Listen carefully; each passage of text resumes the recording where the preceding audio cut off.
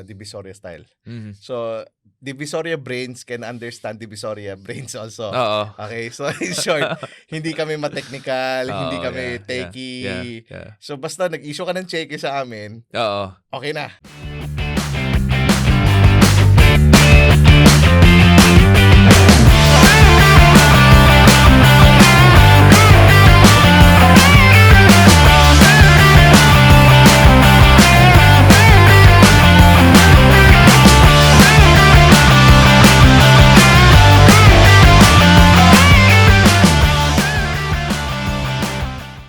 During this journey, no, Mm. we talked about when you were elementary, you were helping out in Divisoria already until you were in corporate for 4 to 5 years. I'm wondering, when did you make your first million? I think nasa tela na. Yes. Ay 2009. Actually, sobrang happy ako. Nung nasa Mall of Asia ako.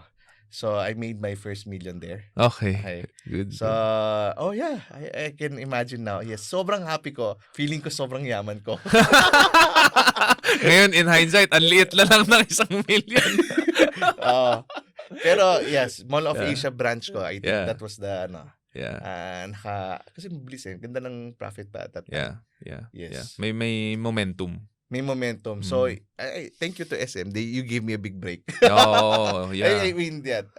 Maraming tao who are able to achieve that breakthrough na naka 1 million. Parang ang daming na-unlock sa minds natin na kaya pala. Kaya pala. During this journey to your first million, what were some of the principles that you remember now na helped you make that first million, make that journey? Ito natutunan ko. Actually, sa tela, we're talking about the tela at Desa. Na importante yung good name. Bakit? Kasi sa tela, ang business model dyan is nagpapautang.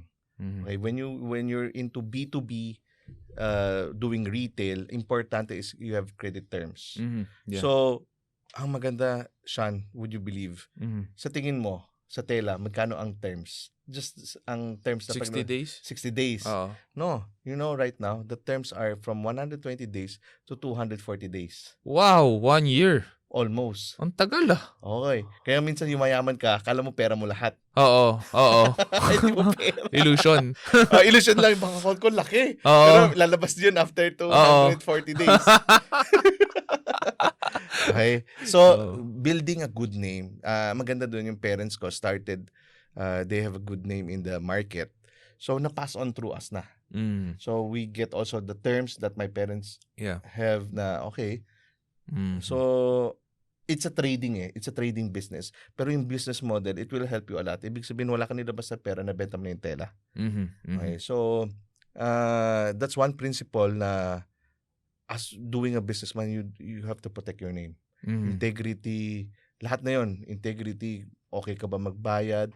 Pumuputok mo yung cheque mo, etc. So, tinatabi mo na yun? You set aside the money agad? Dapat. Oo. Yes. Did you have another bank account na dun mo tinatabi yung mga to be paid out mo, liabilities mo? Okay.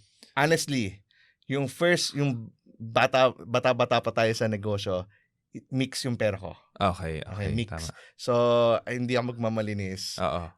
Percentage-wise lang ako. So, pag percentage-wise, sa tingin ko kumita ko ng 10%. 10% gagastusin ko. Pero wala akong bank account. Gut feel lang. So, minsan, hindi naman ako maluho. Single. Yeah. So, yun yung mga ganun lang yung practices, wala.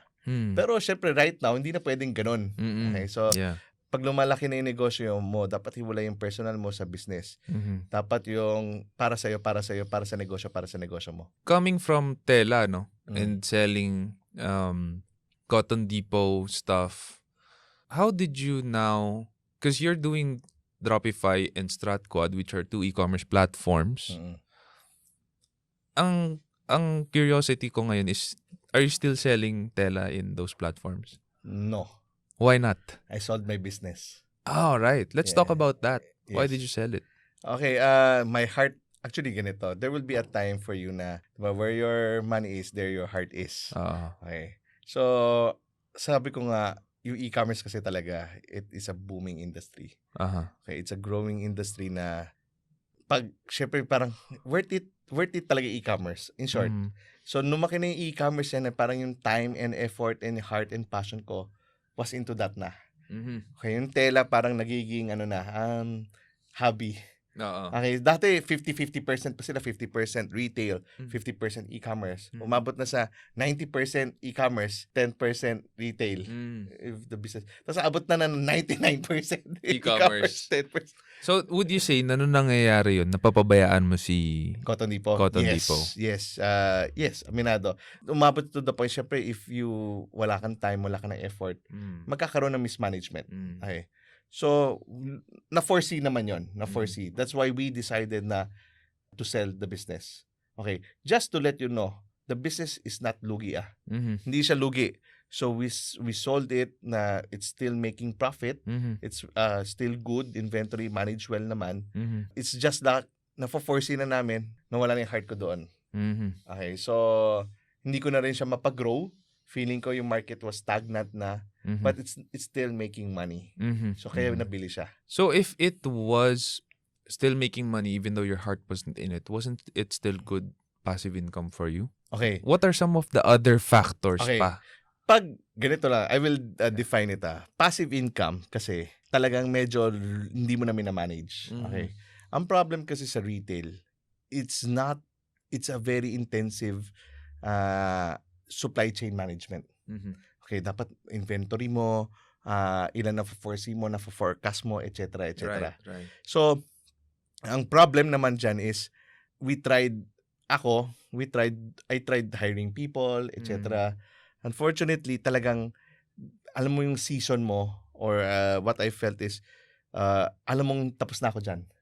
Hindi ko na gusto gawin yung ganitong klaseng process. It's a choice that I decided. Okay. So, sabi ko, sayang yung manpower ko, sayang yung mga people ko who were there in the other business. So, what I did was, I saw, sino pa ba marunong magtela? Question ko, Sean, sa dami-dami mong kilala, okay, ilan ba nagtetela ngayon? Kayo lang. Tatanungin mo mga millennials ngayon, ilan ba bumibili ng tela? Wala. Bakit? Okay. Bakit? Kasi it's not a growing industry. Actually, it's a dying industry. And yung marunong magpatakbo, dapat yung may experience lang. Kasi pag binigay mo yan, kunyari, iba yung milk tea. Milk tea, magbukas ka pa-pop up Pero wala ka nakikita nagpa-pop up na telahan.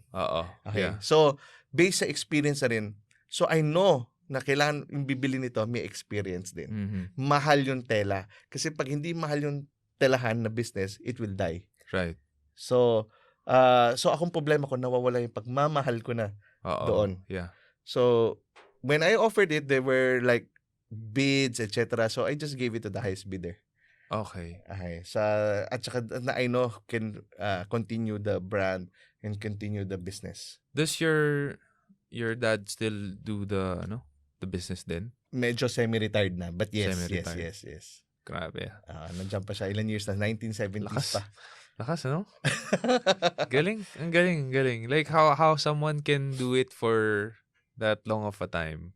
So, was it difficult, the process of selling a business? What were the implications? I mean, like, there are a lot of stories. And kilala mo si Isaac, di ba? Isaac. So, we had an interview. He was able to sell a part of his business also to a bigger company. And maybe someday exit altogether. It wasn't an easy process. How was your experience? Ako, kasi sabi ko, Divisoria style. So, Divisoria brains can understand Divisoria brains also.